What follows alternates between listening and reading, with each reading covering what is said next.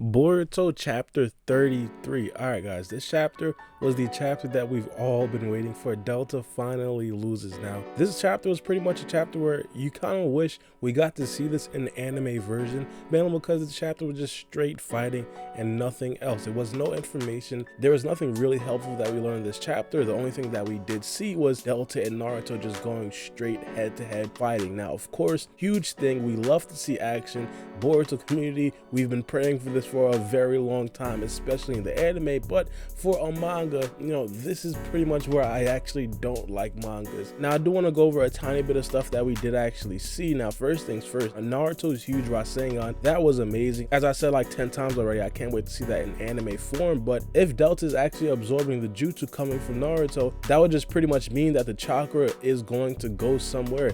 And Naruto, being the smart guy that he is, he probably understood that Delta probably couldn't even handle like half the amount of chakra reserves that Naruto actually does have. Now, this begs the question, why didn't he do this versus Momoshiki Ochizuki? Now, there's a couple reasons why I feel like he probably didn't do this versus a character like Momoshiki. One, because Momoshiki pretty much drained majority of his chakra before the fight even started. And not only that, Momoshiki Ochizuki is not like a regular character where Momoshiki can pretty much handle Naruto's chakra reserves. As you guys know, the Ochizuki body is pretty much an abnormal body. It can pretty much hold a lot more chakra than a regular person can hold. Now, I know Naruto is like a superhuman and everything, but I feel like Momoshiki probably has the ability to store that much chakra. Momoshiki would undoubtedly go through some sort of transformation. He'd probably be extremely buffed. He'd probably look completely different, but I feel like Momoshiki can definitely handle that amount of chakra. And another key thing being is that Momoshiki has the ability to absorb a lot of chakra and condense it into an actual pill or a fruit. If we look back, majority of the times where Momoshiki did absorb some chakra, he did condense it into a pill. So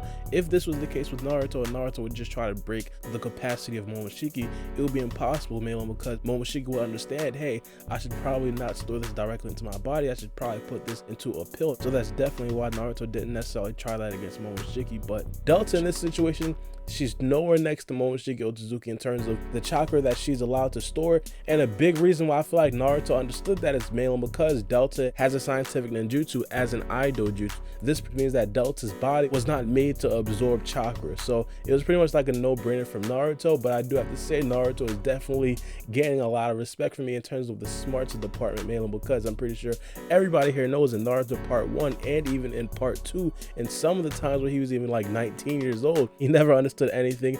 And whenever he would actually go into a fight with at least some strategy, it was like a huge surprise. So I really like how Naruto approached this situation, and I feel like it was a very good plan by Naruto. Now, a couple of things that I do want to touch on. One of the main things being is Naruto's quote-unquote new form. This is a stretch to call this a new form, man, because it's probably, as we know, Sage of Six Path Naruto, but he has this red aura around him. Now, we've seen this before in previous chapters, but in this chapter specifically, we got to see a colored page with Naruto, and he had the aura around him. This could possibly be a Nine Tails cloak on top of his chakra mode, something that we've never really seen before. I know some of the average Naruto or Boruto viewers don't necessarily know exactly what a Nine Tails cloak is, or some of you guys probably forgot, so I'll just add in the clip right here.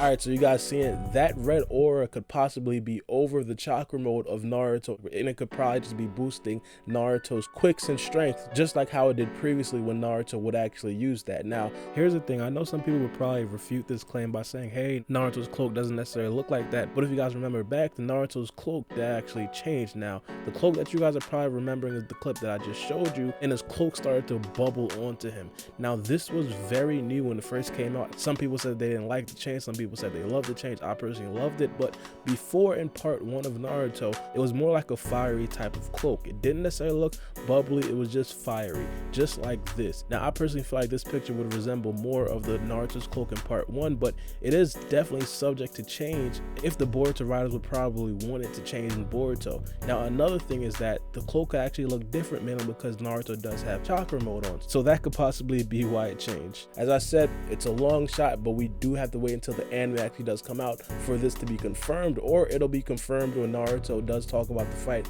with Boruto and Kawaki. Speaking of Boruto and Kawaki, I do want to talk about the training that Boruto and Kawaki are going to have to undergo to pretty much keep these guys at bay. Now, we know that the Kata organization are not going to completely leave Kawaki alone. First things first, we understand that Kashin Koji is still in the shadows lurking, and we do understand that Jigen's probably going to be pissed off when he realizes that one of his best friends in Delta, possibly even his girlfriend in Delta, got defeated by this random regular shinobi. So because of this, Naruto is definitely going to be ramping up the training in terms of Boruto and Kawaki in the future. I understand that the Karma Seal is going to be a focal point in the training sessions. Naruto is probably going to understand that both these guys, even Kawaki, doesn't necessarily know exactly what the Karma Seal can possibly do, and for Naruto to have the adequate backup, he's probably going to ask Boruto and Kawaki to actually train for themselves if in dire situations where Kawaki and Boruto do have to eventually fend for themselves.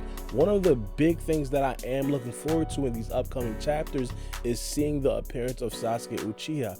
We have not seen Sasuke in a very long time, much like the anime where Sasuke goes on these long hiatuses, but it's kind of different in the manga, Milan, because Sasuke isn't on a direct mission. We don't necessarily know exactly where Sasuke is. So Sasuke could pretty much pop up in the next chapter like, hey, I heard you guys were fighting, and it would definitely be cool. So I do want to tell you guys, don't be surprised if we do see Sasuke in the near future, and I really hope that we actually do get to see that. I know a lot of people are pretty much anticipating the meeting between Kawaki and Sasuke, two guys that are pretty much cut from the same cloth, and without a doubt, I do actually expect Sasuke to be involved in some sort of training with Boruto and Kawaki. Sasuke is pretty active in terms of training Boruto, so this right here shouldn't be any different. I really am looking forward to that, and I hope to see Sasuke very, very soon, possibly even in the next chapter. Now, as I said, Kashin Koji and also Jigen are going to be waiting in the shadows. It's only a matter of time before they do actually strike again. Now, I personally think that Kashin Koji isn't necessarily going to strike as of yet, and another hot take that I do have, I don't think that Delta is dead. That's just not how Boruto does things. If you guys look back at the previous enemies that we did have, not a lot of them actually died. I mean, Momoshiki was pretty much the first guy that actually died. So I won't be surprised if Delta doesn't die. And also, it pretty much would be cool, man, because they could bring Delta in for questioning. They could probably read Delta's mind and get a lot more information about the Kata organization. And that would definitely be a very good thing for Boruto, Naruto, and also Kawaki. A couple more things that I do want to talk about is Delta's Eye Dojutsu. One of the biggest things that I thought was going to happen is the fact that Delta's eye would probably disappear. Now, we've seen synthetic dojutsus appear before in the past. Kirara had a synthetic dojutsu. Now, when Kirara was losing and she was out of chakra, we all knew that she was going to be defeated. Her eye disappeared. But with this dojutsu in Delta, it didn't disappear even when it absorbed the max amount of chakra. It looked like it was going to disappear for a second, but it quickly came back. So that right there tells me that this dojutsu that Delta has is pretty much a superior synthetic dojutsu than what Kirara had. And of course, we understand just by the functionalities of Delta's eye, it does way more than Kirara's eye actually did. Now, in conclusion, giving my opinions about what's going to happen in the next chapter, I personally feel like Kashin Koji is going to eventually go back to the Kata organization hideout and pretty much tell Jigen exactly what happened.